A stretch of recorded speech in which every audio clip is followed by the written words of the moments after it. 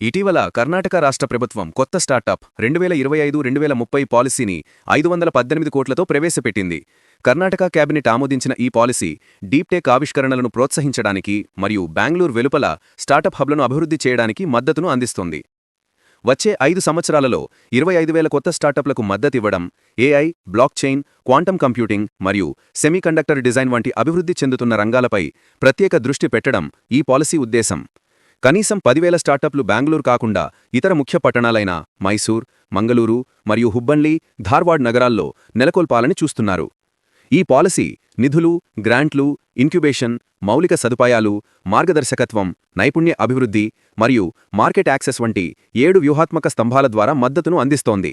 గ్రామీణ ప్రాంతాల్లోని యువత కోసం ప్రత్యేక మద్దతు ఉంటుంది. ఇప్పటికే కర్ణాటక రాష్ట్రం ఇండియాలో 18,000 స్టార్టప్లకు నిలయంగా ఉంది. ఇప్పుడు మరింత అభివృద్ధికి ఈ పాలసీ దోహదపడుతుంది. అలాగే ఈ పాలసీ ద్వారా రాష్ట్రాన్ని దేశంలో మరియు ప్రపంచ స్థాయిలో ఒక ఆవిష్కరణ కేంద్రంగా తయారు చేయడమే ఉద్దేశంగా పెట్టుకున్నారు.